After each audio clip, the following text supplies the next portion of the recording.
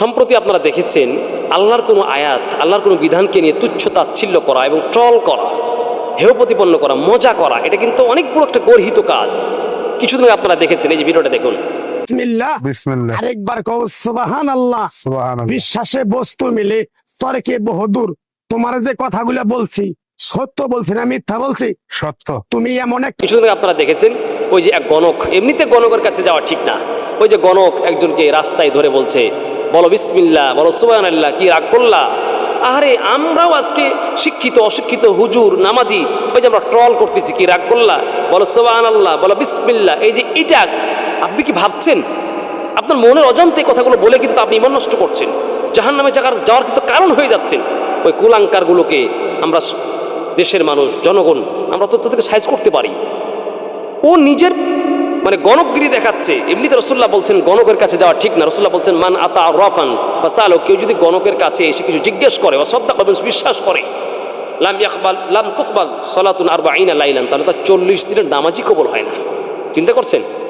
অর্থাৎ ধর্ষক, অতএব গণক, ওই যে গণক সেই দিন দেখলেন আপনারা কি বলো বিসমিল্লাহ, রাগ করলা। আশ্চর্য, আমরা মানুষ একটা ভাইরাল হলে সেটা নিয়ে আমরা বলতে থাকি। কিন্তু আল্লাহরে বিসমিল্লাহ বলো সুবহানাল্লাহ, তো আল্লাহর একটা পবিত্র নাম।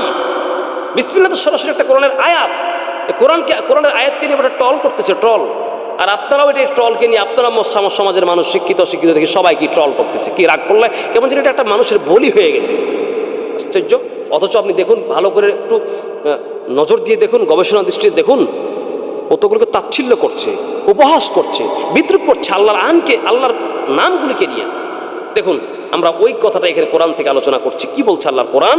আল্লাহ বলছেন যারা আল্লাহর বিধান নিয়ে ঠাট্টা বিদ্রুপ করবে তারা কিন্তু জাহান্নামে চলে যাবে। ওই গণক দেখেছেন, এগুলো হাজারো গণক যারা ফুটপাতে আপনার এই কবিরেজি করে, আল্লাহর বিধানগুলিকে নিয়ে তারা কীভাবে ট্রল করে। দেখুন, আমরা সাধারণ জনগণ এটা হুঁশিয়ার থাকার চেষ্টা করব।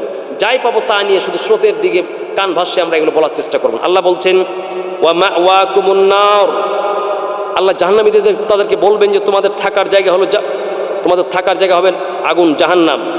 ওমা লাকুম মিন নাসিরিন, তোমাদের কোনো সাহায্যকারী থাকবে না। কেন?